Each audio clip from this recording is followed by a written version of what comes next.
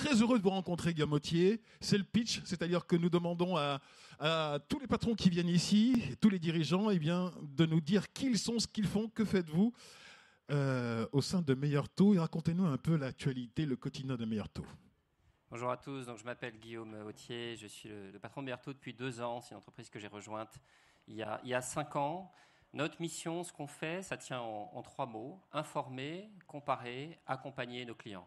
Donc ça, c'est la version courte. La version un petit peu plus longue, c'est que dans tous les services financiers de détail, toutes les verticales, que sont les verticales du crédit, les verticales de l'assurance, les verticales du placement, eh bien, on a pour mission d'amener une information transparente, une capacité à comparer, ce qui est vraiment un élément essentiel dans tout ce qu'on fait, et puis un conseil objectif, c'est-à-dire amener au fond de la fluidité là où il y a de la viscosité, amener de la transparence là où il y a de l'opacité. C'est ce qui fait un peu l'ADN de Meilleur Taux depuis 20 ans. C'est ce qui était vraiment la promesse du fondateur, Christophe Kremer, et qu'on poursuit 20 ans après.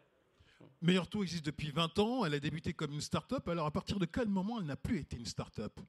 Est-ce que quand vous remontez dans l'histoire, vous pouvez nous dire à quel moment elle a basculé justement dans autre chose ? Il n'y a pas un jour précis, c'est un process, je pense, qui se fait pas sous forme de déclic. C'est un travail vraiment quotidien sur une longue période.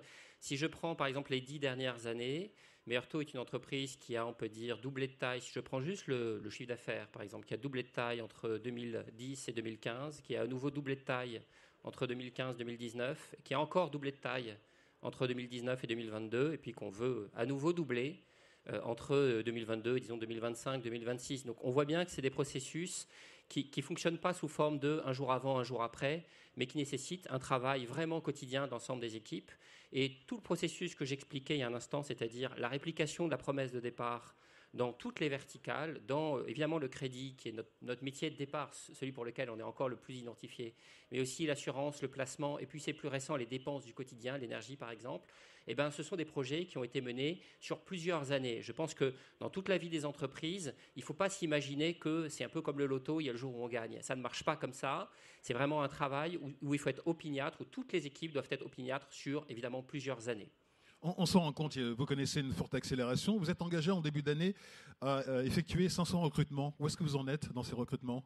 On est bien avancé, on Ouais. a fait à peu près la moitié. On a évidemment, comme toutes les entreprises, des enjeux de recrutement et puis je dirais aussi de stabilisation. C'est-à-dire qu'une fois qu'on a recruté les gens, on veut qu'ils restent. On a en fait augmenté le chiffre parce que cette année, on va faire plutôt 600 recrutements et peut-être même 700 parce que l'entreprise accélère et ça va toujours plus vite qu'on ne croit. C'est-à-dire qu'à partir du moment où il y a de l'attraction, où nos clients nous suivent, où nos partenaires nous suivent, et bien évidemment, ce qu'on a besoin de mettre en face de nos clients, de partenaires, c'est des gens. Et donc, on va continuer de recruter plusieurs centaines de personnes, probablement. L'année prochaine, ce sera encore plus. Chaque jour, vous rajoutez une dizaine, c'est ça ? C'est à peu près ça. À peu près. Vous avez la particularité de posséder des agences physiques et de proposer des produits financiers sur le net. Alors, aujourd'hui, on peut se poser la question, quelle utilité d'avoir des agences physiques ?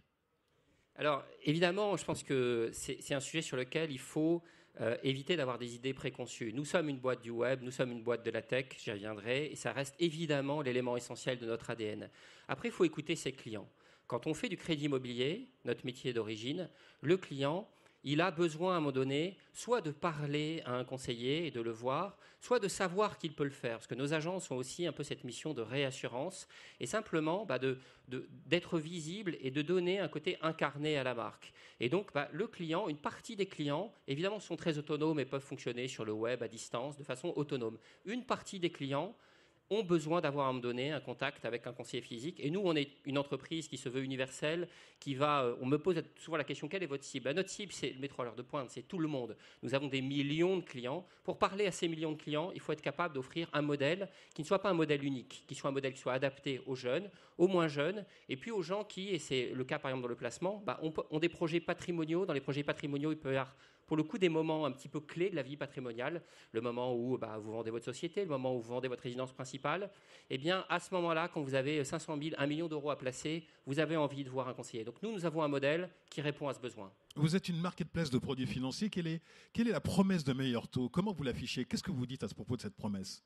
La promesse, elle revient un petit peu à ce que j'ai résumé. Et puis, c'est important d'avoir toujours en miroir. C'est-à-dire, il y a une promesse pour le client, informer, comparer, accompagner. Donc, amener de la transparence, amener de la fluidité, et puis amener de l'accompagnement objectif. Dans un monde où tout est fait pour créer de l'opacité, de la viscosité, nous amenons, nous, de la fluidité, de la transparence.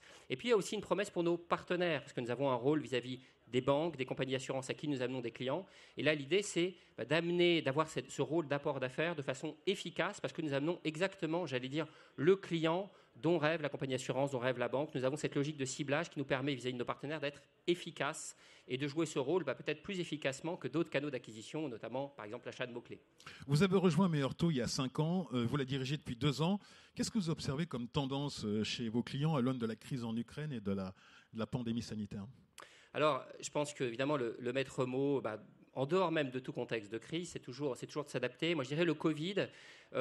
Évidemment, je ne reviens pas sur l'aspect sanitaire. D'ailleurs, c'est pas mon domaine de compétence. Mais ce que j'ai observé, si on veut tirer des choses positives de cette crise, c'est que ça a poussé beaucoup d'entreprises à aller chercher un peu au fond d'elles-mêmes des ressorts d'adaptation. On a tous, je pense, été surpris, étonné positivement de la façon dont tout le tissu économique français s'est adapté. C'est le cas évidemment chez nous. Et puis je l'ai observé chez nos partenaires. C'est-à-dire que des banques qui sont des organismes très très régulés, avec beaucoup de rigidité qui ne sont pas dire de leur fait, qui sont aussi liées à la réglementation, se sont adaptés très rapidement. Ont développé beaucoup de process digitaux de manière beaucoup plus rapide que dans le passé. En quelques mois, on a observé que beaucoup d'entreprises ont fait le chemin qui, sinon, leur aurait pris plusieurs années. Donc ça, pour une entreprise comme la nôtre qui fonctionne en API, qui fonctionne avec des tunnels digitaux, c'est finalement un résultat positif. Et mon point de vue, c'est qu'il est là pour durer. On voit que cet acquis, ce travail qui a été fait, cette souplesse, cette agilité dont beaucoup d'entreprises se sont dotées, c'est là pour durer. Alors la crise ukrainienne, c'est une crise évidemment différente. On est plus démunis, évidemment, face à cette crise. On a moins de ressorts d'adaptation. Nous, ce qu'on observe, c'est juste un sous-produit de cette crise. C'est évidemment l'augmentation des taux, l'augmentation rapide des taux. Alors dans notre métier, c'est évidemment un phénomène qu'on suit, mais là aussi, on s'adapte. Il y a aussi un petit côté un peu assainissement de ce marché. C'est vrai qu'on l'a toujours dit avec un peu notre casquette de citoyen. Chez Meilleur Taux, il y a un peu cet ADN engagé citoyen. Finalement, payer le juste prix pour un crédit immobilier, c'est assez sain, c'est assez juste. Mais ce qui est important, c'est que face à des taux qui montent, notre rôle qui est de parler de tout l'ensemble, toute la sphère qui est autour du crédit du client est de plus en plus pertinent. Un crédit, ça emmène de l'assurance, ça emmène de la domiciliation bancaire, donc des services de banque au quotidien. Quand les taux montent, c'est de plus en plus pertinent de parler de tout ce qu'il y a autour du taux. On s'appelle Meilleur Taux, on ne se renie pas, mais il y a un petit peu d'humour, un petit peu de second degré dans notre marque. Évidemment, notre rôle, c'est de parler à notre client de tout ce qu'il y a autour. Justement, puisque nous parlons des taux, nous sommes à combien en ce moment ? 1,5, 1,7 ? Alors ça a beaucoup monté, selon les profils, entre 1,5 et 2. Ce qui dans l'absolu n'est pas dramatique. Alors pourquoi un ralentissement dans la validation des dossiers ? Parce qu'on constate, ça c'est la réalité, c'est dans les infos, oui. C'est au sujet du 20h. Alors je pense que c'est un phénomène en fait assez classique où on a un marché qui spontanément marche bien, c'est-à-dire que des projets, on a toujours autant, il y en a même plus. Nous on observe une croissance simplement des demandes. L'appétit à prêter des banques, il est plus élevé que dans le passé. Et en fait, ce qui vient gripper ce marché, c'est un phénomène purement réglementaire qui s'appelle le taux d'usure, c'est-à-dire une règle qui vient dire, en fait, voilà le taux maximal auquel vous avez le droit de prêter. Même si le client est d'accord, si l'emprunteur est d'accord, même si la banque est d'accord, si tout le monde est d'accord, il y a une règle qui vient freiner ce marché. Le taux d'usure, le taux d'usure, il est à 2,57 au-delà de 20 ans. Et nous, ce qu'on dit, c'est, finalement, il faut un taux d'usure. C'est bien qu'il y ait un taux maximum. Mais la façon dont ce taux est calculé n'a pas été conçue pour fonctionner dans un marché comme celui dans lequel on est. Et donc, il faut un petit peu ajuster ce taux. Et ça, c'est à la main des autorités publiques. J'imagine qu'elles se saisiront du sujet. Quand on regarde Meilleur Taux, on voit que vous proposez de plus en plus de produits financiers qui est à la disposition de vos clients. Est-ce qu'un jour, vous deviendriez une banque en ligne ? C'est la question qu'on se pose. Alors, c'est une question qu'on nous pose souvent. Et moi, je réponds radicalement non à cette question. Pourquoi ? Parce que, évidemment, on travaille avec des banques et notre objectif, c'est de travailler toujours plus avec plus de banques. C'est-à-dire non seulement, évidemment, leur apporter des clients, mais développer des passerelles technologiques avec les banques, être un hub de données. Nous sommes une boîte de data. Et donc, évidemment, nous faisons aussi profiter nos partenaires de ces data. Et puis, peut-être être un pourvoyeur de solutions technologiques. Donc, nous allons travailler de plus en plus avec les banques. Par contre, devenir une banque, ça voudrait dire pour nous renoncer à un élément essentiel de notre ADN qui est la comparaison. Une banque vend ses produits. Et nous, évidemment, ce que les clients viennent chercher chez nous, c'est la capacité à comparer les offres de toutes les banques et toutes les compagnies d'assurance. Et ça, évidemment, il n'est pas question d'y renoncer. Oui, mais vous êtes un agrégateur de services financiers. Donc, qu'est-ce qui vous différencie, par exemple, d'une néobanque qui va proposer aussi ce genre de choses ? Une néobanque, elle ne compare pas. Une néobanque, elle va offrir ses services. Elle va offrir, par exemple, un contrat d'épargne. Elle va offrir un service bancaire de banque au quotidien. Elle va en général aussi faire des crédits. Pas toujours des crédits immobiliers, d'ailleurs, parfois des crédits conso. Mais nous, on compare les services de toutes les banques. Et c'est ce que les gens viennent chercher chez Meilleur Taux. Alors, vous avez émis 6 propositions pour soutenir le pouvoir d'achat. Et moi, il y en a une... Alors, celle-là, elle m'a surprise, cette proposition. L'interdiction du démarchage téléphonique. C'est vrai qu'on est embêté parfois par des appels spontanés, mais vous, interdiction totale. Oui, on est très très convaincus de ça. En fait, d'abord, pourquoi on fait des propositions pour le pouvoir d'achat? Parce qu'on pense que c'est un peu notre rôle. Je pense que dans la proposition de valeur de Meilleur Taux, il y a une proposition évidemment de service, une proposition économique, mais il y a aussi ce côté engagement, ce côté un peu militant de Meilleur Taux pour tout ce que je disais tout à l'heure, c'est-à-dire la transparence, la fluidité. Et le démarchage téléphonique, finalement, je pense que tout le monde dans l'assistance peut répondre assez simplement à cette question. Est-ce que vous avez déjà fait une bonne affaire après avoir été démarché? Un appel que vous n'attendiez pas? Est-ce que vous avez déjà ou est-ce que vous connaissez quelqu'un qui vous a dit ah ouais, j'ai fait vraiment une bonne affaire? Moi, je connais personne et je connais personne qui m'ait dit qu'ils connaissent quelqu'un. Et donc, on pense qu'il y a énormément de nuisances. On voit d'ailleurs que sur un de ces sujets, qui est notamment tous les sujets de formation, le gouvernement a commencé à s'en saisir. C'est une très bonne chose. Nous, on va un petit peu plus loin, on fait moins dans le détail. On pense qu'il faudrait aller encore plus loin et dire finalement, la vente, ça doit partir d'un besoin du client. Le client, chez nous, il fait une demande sur le web. On le rappelle après qu'il ait fait une demande. Mais l'appel à froid, le démarchage, je ne vois pas de situation dans laquelle ça peut être une bonne chose. Allez, les questions rituelles. Ça fait 5 ans que vous êtes chez Meilleur Taux, 2 ans que vous dirigez cette société. Quelle a été votre plus grande émotion durant ces 5 ans? Plus grande émotion, alors évidemment, on a traversé pas mal de crises, donc il y a eu quelques virages un peu dangereux, donc je pense qu'il faut avoir le cœur bien accroché pour traverser ces virages.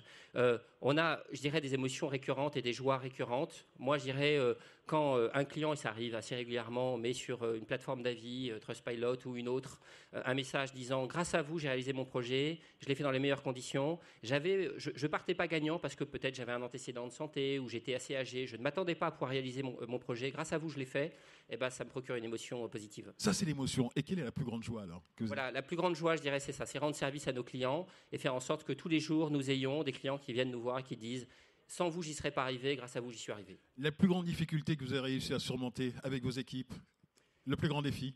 Je pense qu'il n'y a pas de moment clé. Je pense que c'est un travail un petit peu dans tous les jours. Et donc, parmi les efforts récurrents qu'on fait, c'est un des sujets qu'on a évoqué, le recrutement et la rétention des talents. Je pense que pour toutes les entreprises, ce n'est pas très original ce que je dis. Attirer les talents, les conserver, c'est vraiment le défi auquel on fait face. Les conserver, c'est surtout l'enjeu aujourd'hui, les conserver les talents. C'est difficile? Il faut les attirer, il faut les conserver, oui. En effet. Alors, il faut les conserver jusqu'à un certain point, parce que moi, je pense que ça fait aussi partie de l'ordre des choses que les gens viennent travailler chez nous 2, 3, 4 ans, et puis ensuite acquièrent de l'expérience dans d'autres entreprises. Il ne faut pas leur en vouloir, c'est normal, mais il faut que le passage chez Meilleur Taux ait été un passage d'apprentissage, qu'ils soient passés d'un point A à un point B, et nous, on fait tout pour ça. D'ailleurs, au-delà de ce qu'ils vont apprendre en faisant leur métier, en échangeant avec nos partenaires, on met à leur disposition, par exemple, les moyens de se former, y compris dans des sujets qui ne sont pas les leurs. On a fait un partenariat avec Open Classrooms, qu'on a appelé le droit au MOOC, et on dit une chose très simple, nos salariés, ils peuvent se former au sujet de leur choix, y compris sur leur temps de travail. Ça fait partie de ce qu'ils viennent trouver aussi chez Meilleur Taux. Comment vous voyez Meilleur Taux dans 10 ans? Alors c'est bien difficile, mais je dirais, pour résumer d'une formule, nous voulons continuer de rester et être encore plus la marketplace de référence, c'est-à-dire l'endroit où tous les Français vont venir pour trouver le conseil objectif, l'information dont ils ont besoin. Et puis du côté de nos partenaires, je dirais la source absolument incontournable de clients.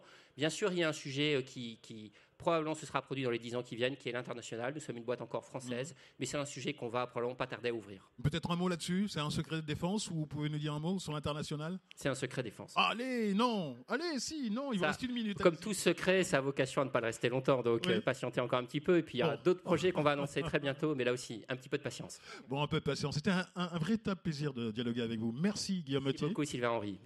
Merci à vous Guillaume Mottier.